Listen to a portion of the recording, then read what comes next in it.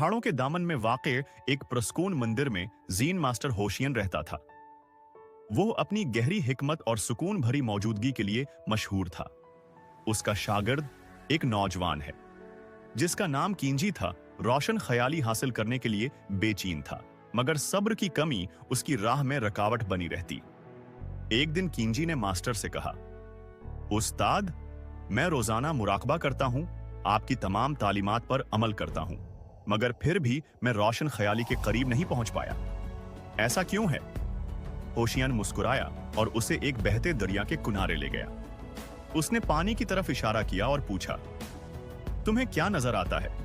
कींजी ने गौर किया और कहा, पानी बगैर किसी रुकावट के बहा रहा है। ये रास्ते में आने वाली रुकावटों से नहीं टकराता, बल्कि उनके गर्द बहा जाता है। होशियन ने सर हिलाया और फिर पूछा, और जब पानी साकिन होता है तो तुम्हें क्या नजर आता है? कींजी ने खामोश दरिया में झांका और कहा, मुझे अपनी साफ और वाज़ेह परछाई नजर आती है। होशियन ने शफकत से उसके कुंधे पर हाथ रखा और कहा, बेचैन हो तो वो बहते पानी की मानंद होता है जिसमें कुछ भी वाज़ेह नजर नहीं आता, लेकिन जब तुम्हारा ज़हन पुरस्कून हो जाता है तो सच्चाई खुद ब खुद जाहिर हो जाती है। केंजी ये अल्फाज सोचता रहा। इस रात जब उसने मुराकबा किया तो पहली बार उसने जबरदस्ती कुछ हासिल करने की कोशिश नहीं की, बल्कि बस सांसों को महसूस किया और ख्यालात को खुद ही बैठने दिया।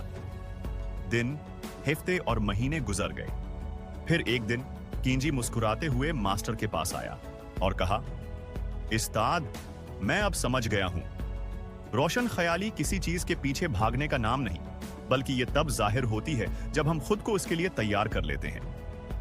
होशियन हंस पड़ा और बोला, और अब मेरे प्यारे शागिर्द, तुम्हारा असल सफर शुरू होता है। इस दिन के बाद कींजी ने तरक्की की फिक्र छोड़ दी और हर लम्हे में जीना शुरू कर दिया। और यूं वक्त के साथ हिकमत खुद ब खुद उसके अंदर खुलती चली गई।